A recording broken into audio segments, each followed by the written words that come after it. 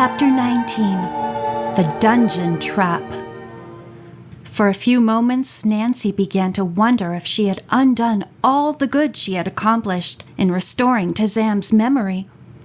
His eyes continued to stare into space and smolder with anger. The girls glanced at one another and waited in fear for him to speak. With a deep breath, Tazam finally said, "It all comes back to me now. Just before I was attacked by the lioness I was watching, I heard two men speaking in English. They were evidently spying on me, but thought I did not understand the language. I could not see either man and did not hear them call each other by name." Tazam went on, "But I judged they were from India because every once in a while they would slip in an Indian word." "Were they talking about you?" Nancy queried. "Yes, they said they were going to take a valuable spider sapphire in Mombasa and then start a rumor blaming the theft on me." "And they did just that," George spoke up, recalling Mr. Tagore's accusation. Although Tazam was still angry over this injustice, he spoke softly to the girls. "I was sure those two men intended to kill me, so I could never report them. I turned to confront them, forgetting the lioness. At that moment, the animal attacked. The two men apparently thought I had been killed, and in order to save their own lives, I guess they ran away." George told Tazam that the guide Batubu, who had saved his life, had spotted a lioness, evidently the companion of the one he had killed. It sprang at him, so he too had run. "By the time he got back to help you, Mr. Tazam, you had disappeared." When Nancy revealed that the spider Sapphire was gone and told how she had become involved in the mystery, the woodcarver looked amazed. "Did those men say where they intended to take the gem after they had stolen it?" Nancy asked. Tazam thought a moment. "They mentioned something about a dungeon and Vasco da Gama. He was a Portuguese explorer who came here many years ago. A street was named after him." "Then it's probably in an old part of town," Nancy surmised. "It is," Tazam replied. Nancy said she would investigate the dungeon as soon as possible. In the meantime, her friend Ned Nickerson would cable the college to try to find out Madame Lilia Bulawaya's address. "Are you sure you will be all right here alone?" Bess asked the woodcarver. He smiled. "I think so, but perhaps, until the mystery is solved, I had better remain as Mr. Y." The others agreed this was a wise decision. When the girls returned to the hotel, stories of the day's events were exchanged with Ned, Bert, and Dave, but none could compete with the astounding adventure of finding Tazam. "I'll cable the college at once," Ned offered, and went to do this. The others sat in a quiet corner of the lobby, discussing how to go about locating the spider sapphire. "I think we should alert the police," Bess said positively. George did not agree. "Wouldn't it be more sensible to go to Mr. Tagore? He seemed honest to me, and after all, the spider sapphire belongs to him." Nancy, who had been deep in thought, spoke up. "I now suspect not only Jahan and Don, but Mr. Tagore's secretary, Rim Rao. I suggest that we go right to that dungeon." Gwen, in the meantime, had asked to be excused and had gone to her room. Nancy asked the desk clerk where Vasco da Gama Street was and was directed to a section some distance from the hotel. "You had better take a taxi," he said. Nancy went back to her friends, and there was more discussion on how to proceed.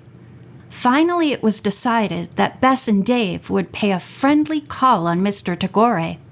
The couple would not mention what they had learned or what their group suspected.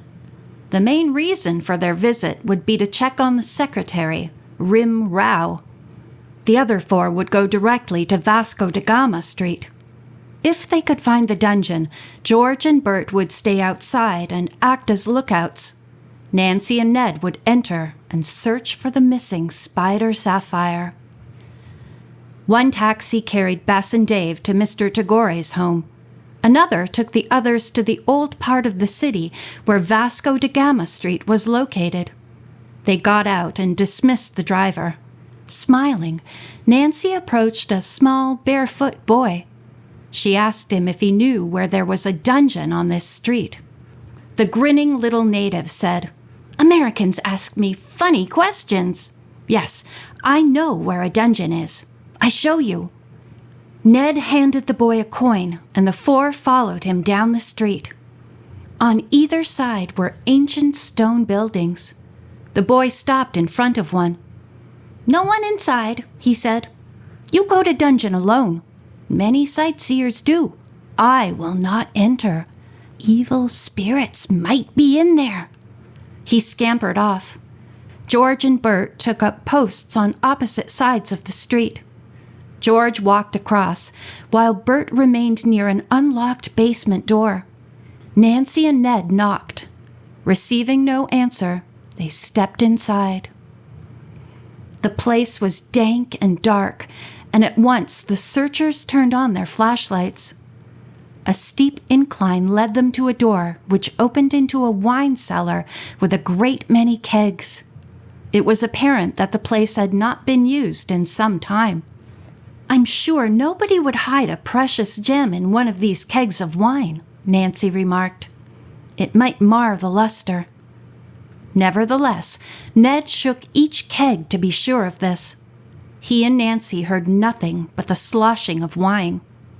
Next, they began an examination of the walls, which had once been covered with plaster, but now most of it had crumbled away, revealing the rock foundation. There was no noticeable hiding place in the wall Ned was examining. Nancy had turned her attention to another wall, where the upper section set back about 6 inches, making a narrow earthen shelf. As she beamed her light along it, Nancy saw that in one spot the dirt and plaster had been dug out, then replaced. She called softly to Ned. He held both flashlights as Nancy quickly removed the soft dirt with her fingers. At the bottom of the hole lay a gold box. The two young detectives held their breath. Had they solved the mystery? Hoping against hope, Nancy opened the box.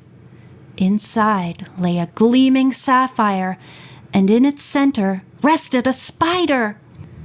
"This is it," she whispered excitedly, and asked Ned to hold the light closer. "The gem's not synthetic. See, that spider has no spinnerets." The couple continued to stare at the magnificent gem, which sparkled like a weird, unearthly fire. Finally, Ned said, "Nancy, you've done it again. You've solved a very puzzling mystery."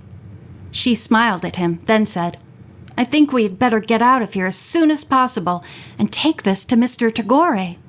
"You're right."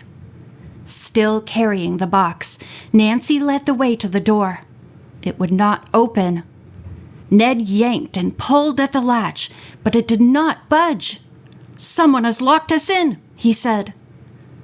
Nancy's heart sank.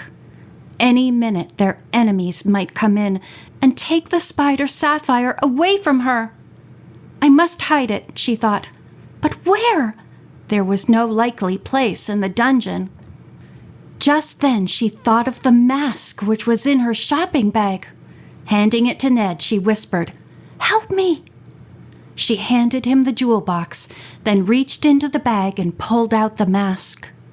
Quickly she lifted the little door behind one of the eye sockets and slipped the precious gem inside it. Then she tucked the mask back into her bag.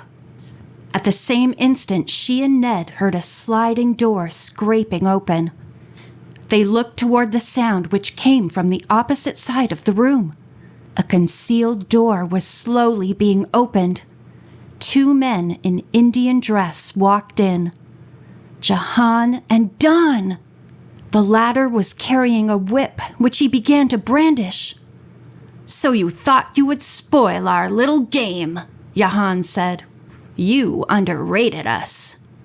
He reached toward Ned's hand and grabbed the jewel box. Nancy had a fleeting hope that he would not open it, that the men would leave and she and Ned escape.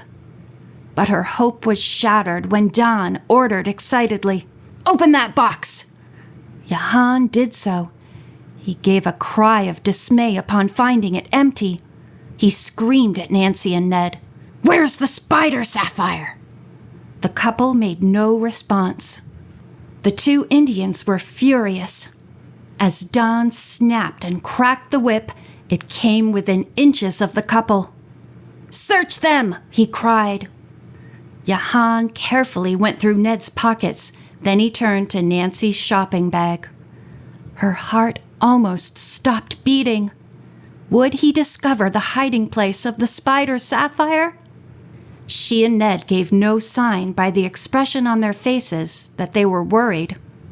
Though Johann searched carefully, he hardly looked at the mask and did not even turn it over. "The jewel's not here," he reported to his father. The older man, his face livid with rage, cracked the whip several times. Finally, he faced Nancy. There was a cruel, unrelenting look in his eyes as he said to her, "Tell us where the spider Sapphire is, or I'll use this whip on your friend here." End of chapter 19.